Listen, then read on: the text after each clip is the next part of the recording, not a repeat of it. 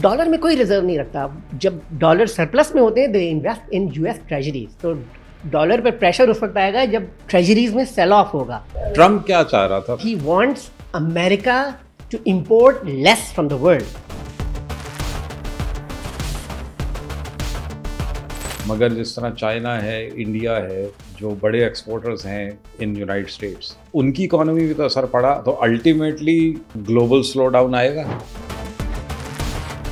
तो USDT and USDC and बहुत सारे हैं stable coins, but these two stable coins are about 80-90% of the total stable. Market value has exceeded $300 billion stable coins की. OpenAI is investing in AMD and Nvidia, and they are investing back in OpenAI. So it's a circular kind of investment going on. Mainly liberal analysts are saying it's a bubble that is brewing. पिछले एक हफ्ते में gold जो है आज $4,150 पे है। शायद ये अभी एक हफ्ता पहले 3,950 पे आ गया था। अगर ये गिरना शुरू हो जाए, please get nervous. It's time to get nervous. Okay, नहीं गिर रहा। एक इंडेक्स कहूँगा, एक indicator, that is US dollar index. Financial investments की तरफ रहे हैं। Real estate is dead. It's for a long time it's dead. क्या ये बबल है? और अगर है तो क्या सेंट्रल बैंक्स बहुत बड़ी गलती कर रहे हैं? क्योंकि सेंट्रल बैंक्स हर्ट होंगे तो दुनिया की इकोनॉमी बैठ जाएगी। गोल्ड की जो एप्रिसिएशन थी वो किसी साल भी 5 से 10% से ज़्यादा नहीं थी। तो क्या वजह हुई कि ये पिछले एक साल में वो 57% हो गई?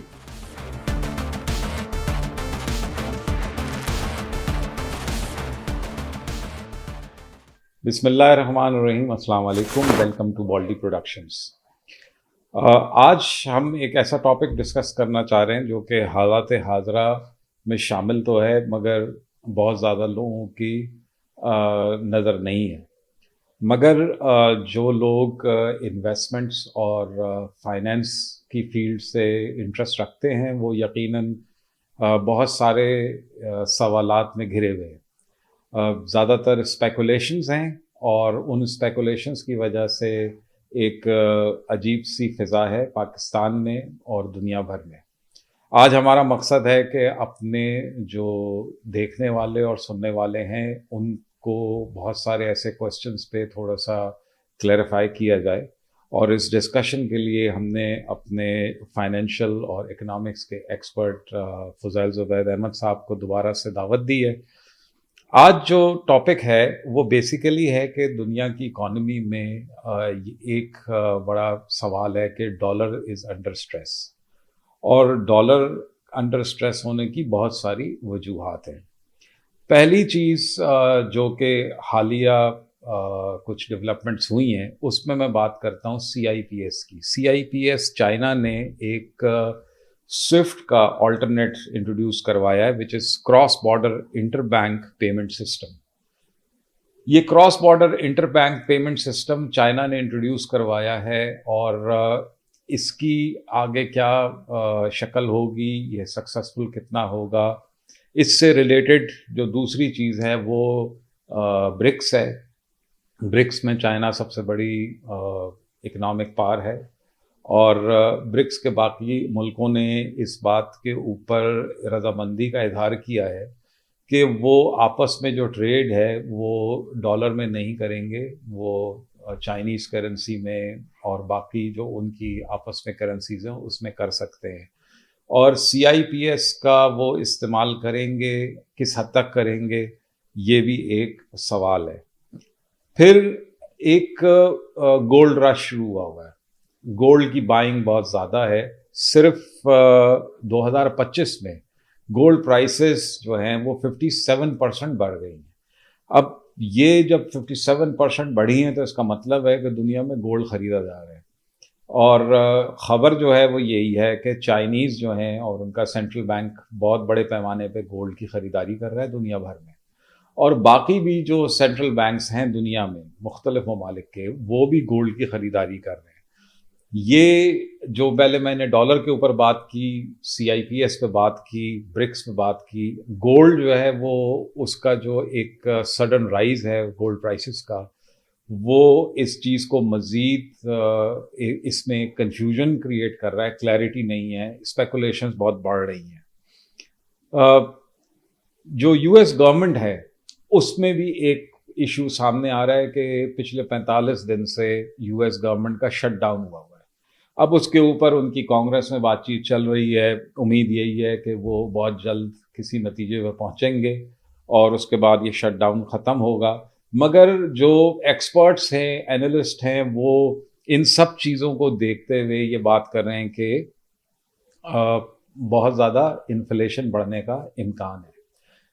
ये सूरत हाल है। अब इस सूरत हाल से जो जन्म लेने वाली स्पेकुलेशंस हैं वो क्या है? पहली तो यही है कि डॉलर इज़ अंडर स्ट्रेस और डॉलर जो है उसकी जो कदर है, उसकी वैल्यू है, अगर वो गिरेगी तो दुनिया में क्या असरात मुरतब होंगे, ये स्पेकुलेशन की बात कर रहा हूँ मैं।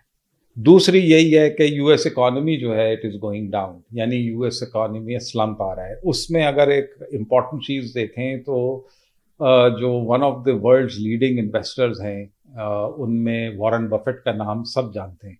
वॉरेन बफेट साहब ने भी एक स्टेटमेंट दी है कि he is losing faith in US dollar. अब ये एक इतनी बड़ी खबर है कि जिसकी वजह से और जो कन्फ्यूजन है वो पैनिक की सूरत इख्तियार कर सकती है। जो इंक्लिनेशन है गोल्ड बाइंग की और सिल्वर की, वो इतनी ज़्यादा अब हो गई है कि जिस तरह पाकिस्तान में लोगों की इन्वेस्टमेंट्स होती हैं वो मुल्क के अंदर भी हैं, मुल्क के बाहर भी हैं, मुख्तलिफ़ किस्म की होती हैं। उन इन्वेस्टमेंट्स के बारे में वो बहुत कन्फ्यूजन का शिकार है और हर एक के पास वो समझ बूझ नहीं है कि वो इंटरप्रेट कर सके कि आजकल जो ये डॉलर और गोल्ड से रिलेटेड बातचीत चल रही है और जो यूएस गवर्नमेंट का शटडाउन है, यूएस और चाइना की ट्रेड टॉक्स हैं और ब्रिक्स का जो फैक्टर है, इनके असरात क्या मुरतब होंगे। तो इस कन्फ्यूजन में क्लैरिटी हासिल करने के लिए किसी हद तक हमने दावत दी है फज़ैल ज़ुबैद अहमद साहब को। तो sir, the floor is yours. ये मैंने जो बातचीत की है इसको आप किस तरीके से एक्सप्लेन करेंगे कि ये किस हद तक ये स्पेकुलेशंस जो हैं वो दुरुस्त हैं, किस हद तक नहीं है? मेरी ओपनिंग स्टेटमेंट तो ये होगी कि ये जो एनालिस्ट ज़्यादातर जो इस वक्त ज़्यादा आपको मार्केट में नज़र आते हैं यूट्यूब पे, ज़्यादा जो पॉडकास्ट हैं, मेरा ख्याल है कि ये लेफ़्ट लीनिंग या लिबरल ज़्यादा है, उनकी तादाद ज़्यादा है और वो जितनी भी बातें कर रहे हैं against the dollar, against US economy, none of it is happening. Dollar is going pretty strong.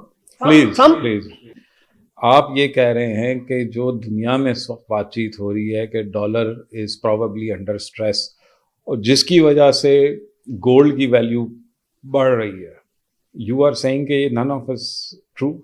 Absolutely, and I don't know why इतने ज़्यादा पॉडकास्ट्स मैं भी बहुत सुनता हूँ। It is not happening. Dollar index is trading around 99.6, ये 97.5 तक गया था नीचे। डॉलर इंडेक्स बताता है हमें कि डॉलर की वैल्यू विद वीक अदर मेजर करेंसीज क्या है। तो जब डॉलर इंडेक्स गिरता है इसका मतलब है कि डॉलर वीक हो रहा है।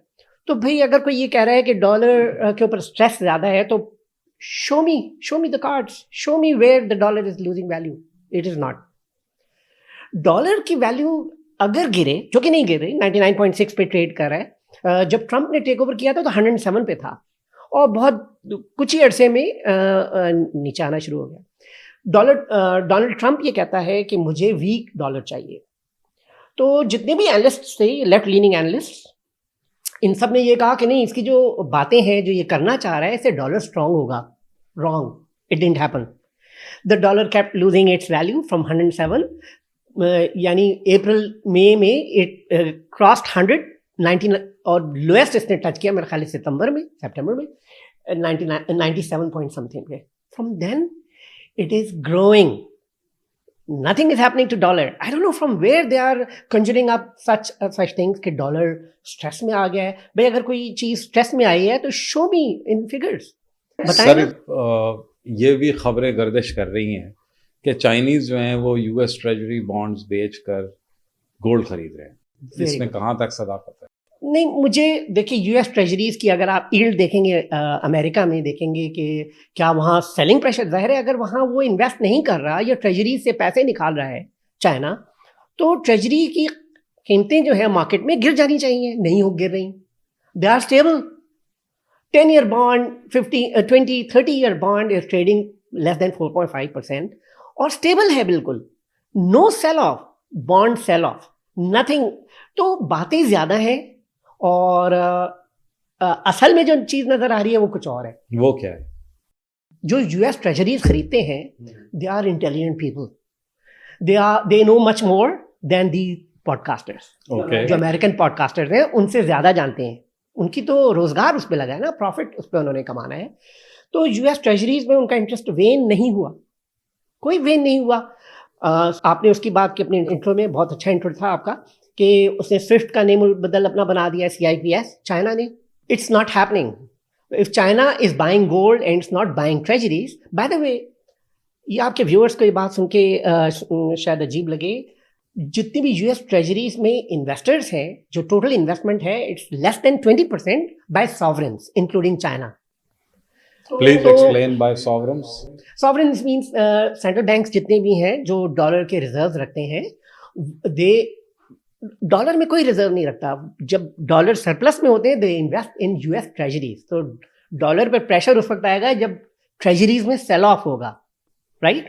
तो ऐसा कुछ नहीं हो रहा. सारे सेंट्रल बैंक्स जो है वो अगर गोल्ड खरीद रहे हैं तो नेट इम्पैक्ट उनका आना चाहिए ना, ट्रेजरीज में सेल ऑफ होना चाहिए ना, डॉलर की वैल्यू गिरनी चाहिए. Why it is not happening? It is not happening. So the smart investors are still chasing that great American dream, and they are bullish on America. Warren Buffett, I respect him a lot, but where is the dollar value going? Why do you think Warren Buffett has said it? I'm not sure why he said it and why it has not impacted. More important is Warren Buffett is somebody, right? Somebody who's who में number one है पूरी दुनिया में शायद. तो जब वो कह रहा है I am losing confidence in dollar, तो फिर डॉलर की वैल्यू गिरनी चाहिए ना भाई. वो तो नहीं गिर रही. तो लिबरल कमेंटेटर्स, लिबरल एनालिस्ट्स जितने भी हैं, they are not stopping either. Every day they are coming up with new theory कि डॉलर पे कॉन्फिडेंस कम हो रहा है तो ये इन्फ्लेशन बढ़ेगी. नथिंग. जो ट्रम्प चाह रहा था एग्जैक्टली वैसा ही हो रहा है. अभी आपने देखा है ट्रम्प क्या चाह रहा था, थोड़ा सा एक्सप्लेन करेंगे. What in your opinion Trump क्या चाह रहा था? Trump was basically after a weak dollar. वजह? Because he wants America to import less from the world. When American dollar is weak, तो imported चीजें जितने भी हैं अमेरिका में, they will become expensive, right? Okay. So he wants a weak dollar. So सारी दुनिया के जो लोग हैं वो क्या करते हैं, सेंट्रल बैंक्स क्या करते हैं, they would start building dollar reserves. When they will start building dollar reserves, the dollar would strengthen. A strong dollar favors everybody except Trump. Trump said no, I want a weak dollar, so dollar is at a level that he likes. फिर tariff पे दुनिया में बड़ा फसाद मचा कि tariff है तो दुनिया में अमेरिका में इन्फ्लेशन आ जाएगी और अमेरिकन इकोनॉमी टैंक हो जाएगी. Nothing of that sort has happened. Trump ने एक बात कही है, खुद ट्रम्प भी he is failing to impact America adversely. तो उसकी जितनी टैरिफ पे जो अमेरिकन इनकम है, यूएस गवर्नमेंट की इनकम इतनी ज़्यादा हुई है, ही सेड कि I am going to give a tax credit of $2,000 per person. तो अब वो स्कॉट बेसेंट को मुसीबत पड़ गई है. उसे पूछा लोगों ने कि यार ये किस किस्म का है, तो he try to evade that question because at times वो भी एक्सप्लेन नहीं कर पाता ट्रम्प की बातों को. But the bottom line is that the tariff have resulted in American gain. जो ट्रम्प चाह रहा था कि कुछ इनकम होनी चाहिए, हमारा ट्रेड डेफिसिट कम होना चाहिए, अमेरिका इज गेनिंग. यानी आप ये कह रहे हैं कि जो ये टैरिफ है जी, उसकी वजह से अमेरिकन इकोनॉमी को फायदा हुआ है. कोई टेंजिबल टर्म्स में समझा सकेंगे? सो पीपल सेड लुक, अगर अमेरिका टैरिफ्स लगाता है, इंपोर्ट ड्यूटीज लगाता है, और अमेरिका अपनी जितनी भी कंज्यूमर प्रोडक्ट्स है इंपोर्ट करता है, most of it is imported right, from mostly from China. तो जब आप टैरिफ लगाएंगे तो इन्फ्लेशन आएगी ना अमेरिका में. टॉयज महंगे हो जाएंगे, कपड़े महंगे हो जाएंगे. It's not happening. Simple as that. Gold की आपने बात की, gold rush. Okay, gold rush. So what supposedly, अभी हम गोल्ड पे नहीं जाते, हम इसी पे रहते हैं. क्या अमेरिका में पिछले एक साल में फ्यूल प्राइसेस बढ़ी हैं कि कम हुई हैं? कम हुई हैं. He has been able to, I give credit to Trump. उसने कहा ज़्यादा मुझे फ्यूल प्राइसेस नहीं चाहिए, लेकिन बहुत कम भी नहीं चाहिए। तो अब WTI जो इसका अमेरिकन ऑयल अमेरिकन स्टैंडर्ड है प्राइसेस का, that is now trading today, it is less than $60 and it's stable around that. तो वो उसकी ख्वाहिश पूरी हो गई ट्रम्प की। कोई तेल की कीमत बहुत ज़्यादा नहीं है, बहुत कम भी नहीं है। America is a net exporter of crude oil. America जो क्रूड ऑयल बनाता है वो खुद उसके रिफाइनर्स नहीं उसके लिए तैयार। It's a very sweet crude. मगर इसमें अगर हम देखें कि टैरिफ्स की वजह से दुनिया में जो सप्लायर्स हैं वहाँ तो फिर एक उनके ऊपर तो एक एडवर्स इफेक्ट आया। हाँ, अभी मैं देख रहा था स्काई टीवी ने एक इस पे अपनी बड़े अच्छा वो उनकी डेटा पे बड़ा वो बताते हैं। वो ये कहते हैं कि जी ये जो most of the impact of tariffs have been borne by the exporters, not the importers in America. बिल्कुल। तो इन्फ्लेशन नहीं बढ़ी ना अमेरिका में। अमेरिका में तो नहीं बढ़ी, मगर जिस तरह चाइना है, इंडिया है, जो बड़े एक्सपोर्टर्स हैं इन यूनाइटेड स्टेट्स, वो उनकी इकोनॉमी भी तो असर पड़ा। तो अल्टीमेटली एक ग्लोबल स्लो डाउन आएगा। ग्लोबल स्लो डाउन आ सकता होगा। इंडिया की बात नहीं करें तो अच्छा है। There is something wrong, no love lost between Modi and Trump, but and India is suffering. लेकिन China and the rest of the world कुछ ज़्यादा इम्पैक्ट नहीं आया एक्सपोर्टर्स में भी। So people have the exporters have adjusted to tariffs. तो America में वो चीज़ें नहीं बनती ना। तो अगर एक शर्ट है $50 की मिलती है, वो चाइना से इंपोर्ट होती है $10 की। तो $10 पे अगर आप ड्यूटी लगा देंगे तो $12, $14, $15 हो जाएगी। लेकिन उसकी जो प्राइस है वहाँ अमेरिका में इट्स $50। तो जाहिर उनकी दूसरी भी कॉस्ट्स हैं अमेरिकन इंपोर्टर्स की। तो कुछ उन्होंने शेयर किया, कुछ उन्होंने एक्सपोर्टर्स ने शेयर किया। इन्फ्लेशन नहीं आई अमेरिका में। तो और उसकी भी कुछ रीजंस हैं मेरे ख्याल में। उसकी रीजंस ये हैं कि alternate buyers of dollars and dollar treasuries are rising. Gold ने कोई इम्पैक्ट नहीं किया डॉलर को और US ट्रेजरीज को। भाई जो लोग डॉलर में इन्वेस्ट कर रहे हैं, जाहिर है वो ट्रेजरीज नहीं खरीद रहे, तो कोई और खरीद रहा है। तो alternate sources of buying treasuries are developing. And मैं स्पेशली उस पर आपको बताऊंगा स्टेबल कॉइन्स का। ट्रेजरी से क्या मुराद? US bonds. US bond, but वो बेसिकली डॉलर ही है ना उसकी वैल्यू। हाँ, डॉलर में होती है ना, पूरी दुनिया में डॉलर में ट्रेड होती हैं वो US ट्रेजरीज। तो अगर सेलिंग प्रेशर आएगा तो बॉन्ड की प्राइसेस गिरेंगी, नहीं गिर रही। वो नहीं गिर रहे। So if someone were to tell me, कोई एनालिस्ट मुझे आके, टॉप एनालिस्ट आके ये कहे कि because central banks are buying gold, so my question to them, okay so what is it that they are not buying? अगर वो मुझे जवाब में कहें कि US treasuries they are not buying, तो मैं कहूंगा okay so look at the US treasuries, is there a selling pressure on US treasuries? No, that's not happening. ये क्या वजह है? मेरा ख्याल है कि बॉन्ड इन्वेस्टर्स पूरी दुनिया में they are still hot on the US economy. आप देखें यूरोप में एक मसला पड़ा हुआ है जिसको हम पाकिस्तान में कहते हैं कि जी वहाँ बड़ी वेलफेयर स्टेट्स हैं। वेलफेयर स्टेट्स की ऐसी की तैसी हो रही है वहाँ। Fiscal deficits are rising. आप देखें इसको UK में भी प्रॉब्लम हो गया है। They are talking about, liberals की गवर्नमेंट है वो, लेबर पार्टी की, लेकिन they are talking about raising the taxes. तो people are still hot on the US economy. And the alternate उसका एक और भी है, स्टेबल कॉइन्स का मैं अक्सर लोगों से जिक्र करता हूँ। USDT और USDC, ये लोगों ने इसका लोग जानते हैं इसको, ये क्या चीज़ें हैं। These are blockchains based digital currencies, right? They are US dollar based. तो उन्होंने अगर $1 बिलियन के USDT बेचना है तो $1 बिलियन उन्होंने US ट्रेजरीज में रखने हैं, वरना वो स्टेबल कैसे होगा? तो USDT and USDC and बहुत सारे हैं stable coin, but these two stable coins are about 80-90% of the total stable। तो उनकी जो मार्केट वैल्यू है, this is very interesting, Vishan, market value has exceeded $300 billion stable coins की। and Fed के एक गवर्नर ने कहा है, which is now Fed saying कि stable coins can rise, their market value can rise to over $3 trillion।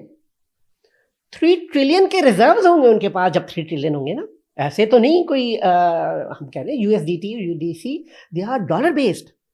तो अगर उन्होंने $100 की अपने बेचने हैं स्टेबल कॉइन, तो $100 उन्होंने रखने हैं अपने पास।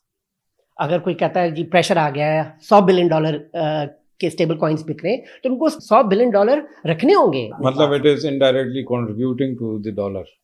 Possibly this is one avenue, one of the, लेकिन पूरी दुनिया में बॉन्ड इन्वेस्टर्स। और अगर एक बात मैं और आपको बताऊं, अगर सेंट्रल बैंक्स जो हैं डॉलर बॉन्ड्स नहीं खरीद रहे और गोल्ड खरीद रहे हैं, so I think other bond investors are stepping up their game, because nothing is happening to US Treasury bond. treasury bond. Sir coming over to the gold, बड़ा आसान अल्फाज में बताएं कि ये एक साल में, अभी हम सिर्फ 2025 की बात कर रहे हैं, 57% राइज हुआ है गोल्ड प्राइसेस में। और साथ साथ आप ये कह रहे हैं कि जो एंटिटीज हैं वेल्थ की, एक गोल्ड है एक डॉलर है दुनिया में इंटरनेशनली, कि अगर गोल्ड में 57% राइज आया है और डॉलर में इम्पैक्ट नहीं हो रहा, ये बात समझ नहीं आ रही। इसको ज़रा मुझे ये बताएं कि गोल्ड में ये 57% राइज क्यों हुआ है। Very interesting question. गोल्ड और डॉलर जो है ना, they are inversely proportional to each other. Gold price and dollar value, they are inversely proportional traditionally, historically. Not anymore, because not only the gold is rising in value, like you said, 57% 2025, dollar is also stable. So then who's losing?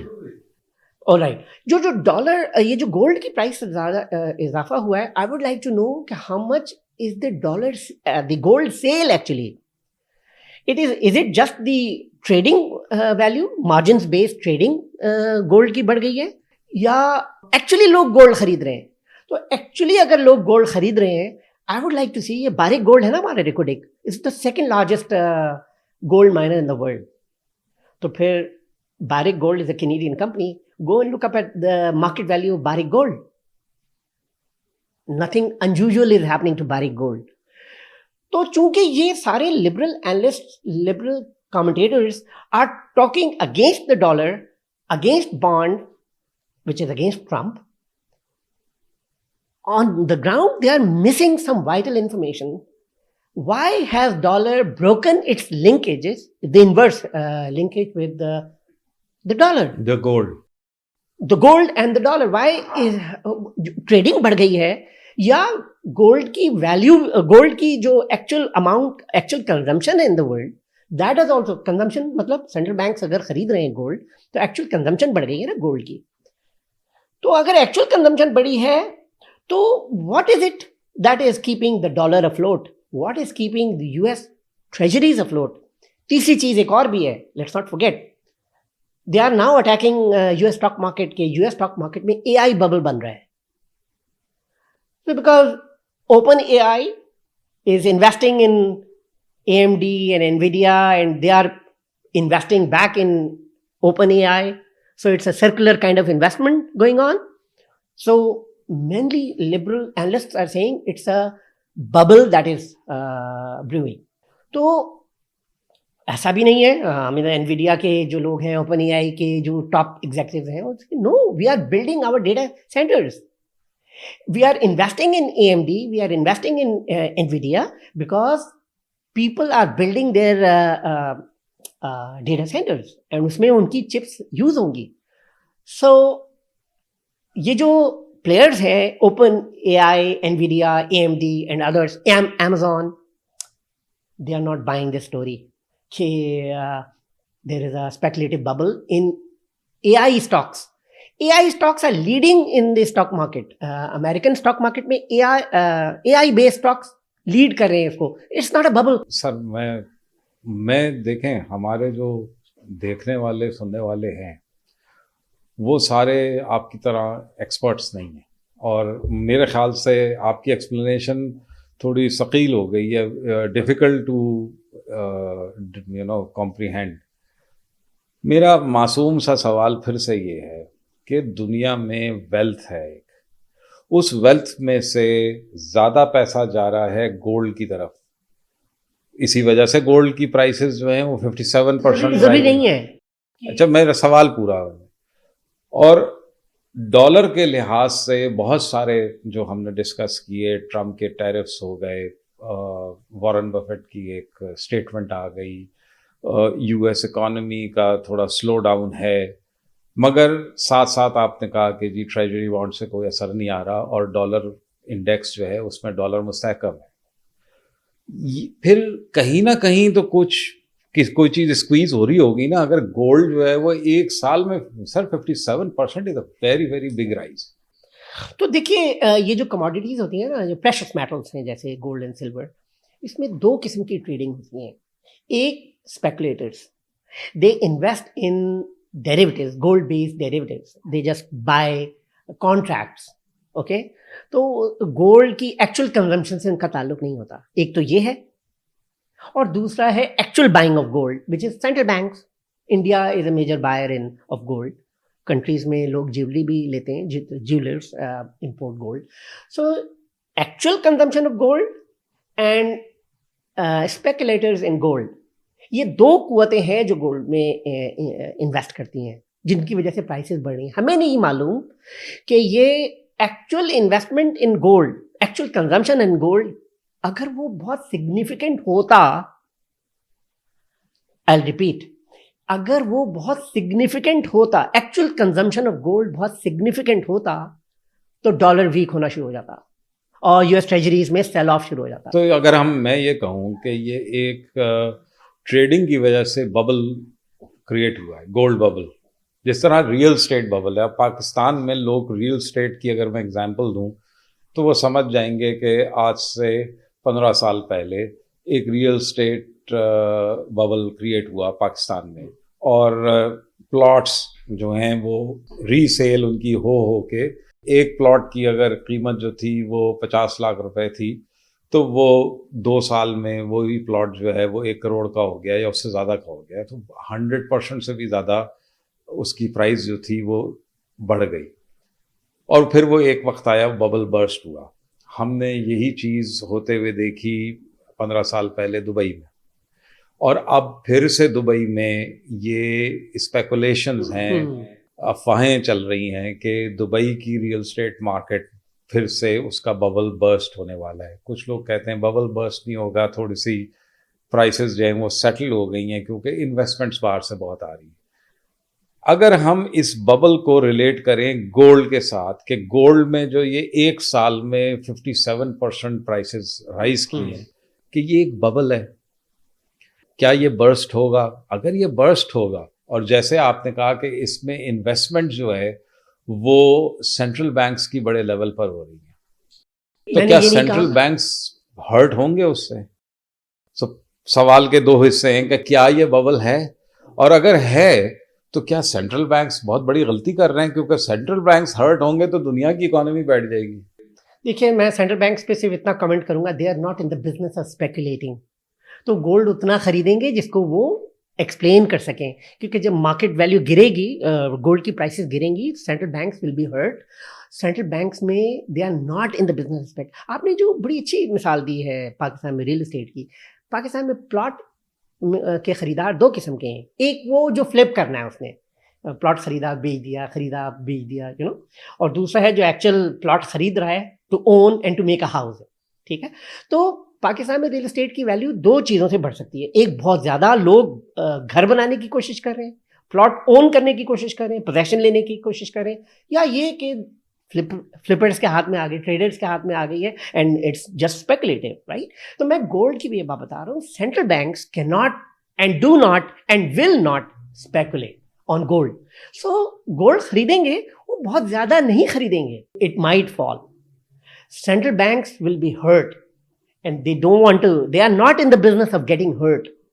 तो बड़ा देखभाल के, तो अगर कोई मुझसे ये कहे कि गोल्ड में सेंट्रल बैंक्स बहुत ज़्यादा खरीदारी करें, आई हैव माई डाउट्स, क्योंकि गोल्ड का, मैं उसको बबल तो नहीं कहूँगा, लेकिन अभी आपने देखा पिछले एक हफ्ते में गोल्ड जो है आज $4,150 पे है शायद। ये अभी एक हफ्ता पहले 3,950 पे आ गया था। तो इसमें फ्लक्चुएशन है ना गोल्ड में। Central banks will get very very on this, they will not तो देख के करेंगे। तो गोल्ड की मेरा ख्याल है, I don't have exact figures, किसी के पास भी नहीं है, I have seen a lot of YouTube videos, podcast. तो मेरा ख्याल है कि गोल्ड की prices are rising because of the trading. People are buying long contracts in gold, right, and they are rolling over their contracts. So contract gold का होना और gold की डिलीवरी लेना, दे टू डिफरेंट थिंग्स। अगर हम ये कहें कि ट्रम्प के आने के बाद जो एक अनसर्टेनिटी क्रिएट हुई ग्लोबल मार्केट्स में, ट्रेड में, क्या ये वजह बनी कि लोग जो थे वो गोल्ड की ट्रेडिंग की तरफ ज़्यादा आ गए क्योंकि वो ज़रा सेफर थी? उसमें ट्रम्प की जो एक सरप्राइजिंग अनाउंसमेंट्स डेली बेसिस पे चल रही थी पहले 100 दिनों में, उस पे ज़्यादा असर नहीं पड़ता। क्या ये वजह है कि गोल्ड की तरफ लोगों का रुझान बढ़ा के इसमें ट्रेडिंग करो और पैसे कमाओ? आपने कहा लोग गोल्ड की तरफ आ गए, आप योरसेल्फ यूज दीज वर्ड्स, तो पहले कहाँ थे वो? मैं यही समझाने की कोशिश कर रहा था कि पहले भी वो शायद गोल्ड में ही थे। सो दे आर एक एक्सुबरेंस है गोल्ड में, बट मेरा ख्याल है कि रियल ट्रांजैक्शंस इन गोल्ड या real purchases in gold is not happening to that level कि लोग उसमें घबराएं। तो लोग घबरा के गोल्ड की तरफ आए हैं। I have my doubts. मैं यही आपसे सर पिछले 20 साल में गोल्ड की जो एप्रिसिएशन थी वो किसी साल भी 5 से 10% से ज़्यादा नहीं थी। तो क्या वजह हुई कि ये पिछले एक साल में वो 57% हो गई? राइट, मैं वहीं पे अटका हुआ हूँ और आप अभी तक मुझे इस सवाल पे सेटिस्फाई नहीं कर पाए राइट। कि ये क्या वजह है? मुझे समझ में आ गया है कि आप अटके हुए हैं उस पर। मैं फिर से ये कहूँगा कि गोल्ड में अगर ऐसे लोग आ गए बीच में जो अपना पैसा लेके गोल्ड में आ गए, है ना, सिंपल तरीके से कुछ ऐसे लोग हैं, for example Zeeshan was sitting on $1 billion and he said कि यार I don't like Trump and I don't like his pronouncement, so I will now start buying gold. तो आपके $1 बिलियन कहाँ रखे हुए थे जो आप गोल्ड में लेकर आए? यूएस ट्रेजरीज में थे ना, ऐसे कोई करंट अकाउंट में थोड़ी रखेगा डॉलर्स, है ना। तो $1 बिलियन आपने ट्रेजरी में लगाए हुए थे या स्टॉक मार्केट में लगाए हुए थे, है ना। ये दो चीज़ें हैं अमेरिका में। आपने कहा कि मैं निकाल के गोल्ड में जाना चाह रहा हूँ, तो जिशान की तरह फुजैल भी होंगे, उसामा होंगे, कोई शाहजेब होंगे, कोई ये लोग, मैं एक मिसाल पे बात कर रहा हूँ, ये इन्होंने अपना पैसा निकाला ना यूएस इकोनॉमी से, यूएस ट्रेजरी से निकाला, यूएस स्टॉक मार्केट से निकाला और फिर गोल्ड में चले गए, राइट। एक मिसाल है, एक suppose. So as a result क्या होना चाहिए यूएस ट्रेजरीज को और स्टॉक मार्केट को? अमेरिका में पैसा निकलेगा तो सेलिंग होगी। Where is that selling? मैं ये आपसे कह रहा हूं कि जो गोल्ड में जो पैसा आ रहा है उससे ज्यादा जा रहा है यूएस ट्रेजरीज में और यूएस स्टॉक मार्केट में। सो लोगों को जो हम घबरा देते हैं, उनको कंफ्यूज करते हैं, they should look at US treasuries yield curve, या आपका पॉडकास्ट देखा करें कि उसमें आप एक्सप्लेन कर देंगे कि भाई ऐसी कोई चीज़ नहीं हो रही है, घबराने की बात नहीं है। तो अगर मैं आपसे कहूँ कि हमारे व्यूअर्स को कोई एडवाइस दे कि वो कौन से इंडिकेटर्स को अपने जहन में या जिनको वो फॉलो करें जिससे उनको पता चलेगा कि ये जो स्पेकुलेशंस स्पेशली सोशल मीडिया पर है उनमें कितनी एक हकीकत है या कितनी हकीकत से वो दूर है, तो कौन से वो 3-4 आपके ख्याल में इंडिकेटर्स हैं? एक इंडिकेटर बताऊंगा मैं, रोजाना उसको सुबह जब मैं उठता हूँ नाश्ते से पहले उसकी वैल्यू देखता हूँ। That is dollar index, US dollar index. आप गूगल करें डॉलर इंडेक्स, आपको जो आएंगे उसमें पहला क्लिक करें आप, पहला उसमें आएगा यूएस डॉलर इंडेक्स 99.6 पे आ गया है। अगर ये गिरना शुरू हो जाए, please get nervous, it's time to get nervous. Okay, नहीं गिर रहा, एक इंडेक्स कहूंगा, एक indicator, that is US dollar index. तो मुझसे बहुत लोग बात करते हैं and then they back out. मैं से कहता हूँ ओके डॉलर गिर रहा है, शो मी, तो डॉलर इंडेक्स को निकालें आप, देख लिया। Would you advise Pakistanis to invest in gold? ये जो इस वक्त अगर आप कहते हैं कि ये बबल नहीं है, ये ट्रेडिंग की वजह से राइज हुआ है, तो क्या इसमें आपको आगे मजीद राइज नज़र आ रही है गोल्ड प्राइसेस में? देखिए, I am a retired person, I am 64 years old now. मैं अपनी एज के हिसाब से आपको एक बात कहूँगा, लोगों को, सुनने वालों को, देखने वालों को, stay away from gold, specially now, stay away. हाँ, आपका रिस्क कैपिटल है, आपको पता है यार ये थोड़ा बहुत ऊपर नीचे हो जाएगा, मुझे कोई ज़्यादा फर्क नहीं पड़ेगा, आप उसको गोल्ड का, बाय द वे आपको पता है गोल्ड के कॉन्ट्रैक्ट्स हैं पाकिस्तान मर्केंटाइल एक्सचेंज में। So without having to actually buy those biscuits, gold jewellery नहीं, jewellery is a bad investment, कुछ भी हो जाए jewellery is a bad investment. Biscuits is better, biscuits, but आप कुछ और बात कर रहे हैं। मैं, हाँ, पाकिस्तान मर्केंटाइल एक्सचेंज है, उसमें गोल्ड के कॉन्ट्रैक्ट्स मिलते हैं, उनको आप देख सकते हैं। But you are saying Stay कि away. Right now at this stage stay away from gold. Not this stage. Every day you ask me this question, my reply will be the same. So what are Be the wise with your money, stay away what from are gold. the investment options for Pakistanis? Again मेरे point of view से देखिए, मैं ये कहता हूँ कि stock market में अभी भी डिविडेंड यील्डिंग स्टॉक्स मौजूद हैं, लिक्विड डिविडेंड यील्डिंग स्टॉक्स मौजूद हैं, उसमें आप इन्वेस्ट कर सकते हैं। फाइनेंशियल इन्वेस्टमेंट्स की तरफ रहें आप। Real estate is dead, it's for a long time it's dead. आप अंदाज़ा लगाएं कि आप एक प्लॉट खरीदते हैं और कहते हैं मैंने 10 साल में 50% मुनाफे पे, इट्स अ लॉस। 10 साल में अगर आपका 50% मुनाफा हो रहा है, इट्स अ लॉस। आप फाइनेंशियल एसेट्स लें, ये जो है नेशनल सेविंग स्कीम्स में आप पैसा लगाएं। Stay away from speculation. ये पैसा प्रोफेशनल्स का नहीं है, ये उनके बच्चों का है। अपने बच्चों को के पैसे जो है संभाल के रखें। तो मुझसे अगर आप पूछें तो मैं कहूँगा okay, depending on your age, young है तो ज़्यादा स्टॉक मार्केट में लगाएं, देख के, ट्रेडिंग में नहीं, अच्छे स्टॉक्स में लेके भूल जाएं, अच्छे स्टॉक्स, और डिविडेंड यील्डिंग स्टॉक्स हो, या डिविडेंड बहुत आती हैं, रिसर्च रिपोर्ट्स आती हैं। और फिर डिपेंडिंग ऑन द एज, अगर आप यंग हैं तो ज़्यादा स्टॉक मार्केट में, दूसरा आप फाइनेंशियल एसेट्स जो फिक्स इनकम है उसमें लगाएं। अगर एज ज़्यादा है, somebody who has crossed 50, 55, I would say most of your investments should be in fixed investments. Like National saving schemes is the best. बहुत सारे म्यूचुअल फंड्स हैं, शरिया कंप्लाइंट, शरिया कंप्लाइंट भी हैं और शरिया कंप्लाइंट नहीं भी हैं। They are balance funds, they are equity fund, all sorts of funds are there. Select your asset manager and select the right fund and forget about it. By the way, एक चीज तो मैं young professionals को बहुत ज्यादा कहता हूँ, if you want to invest, buy life insurance policies. Nothing like it. Thank you very much sir. मैं नहीं इस वक्त कह सकता कि हमारे जो सहन में एक कन्फ्यूजन्स थी, जो मैंने पहले अपने इंट्रोडक्शन में बयान की, वो किस हद तक वो कन्फ्यूजन्स दूर हुई हैं और कुछ नई कन्फ्यूजन्स क्रिएट हो गई हैं थैंक्स टू यू।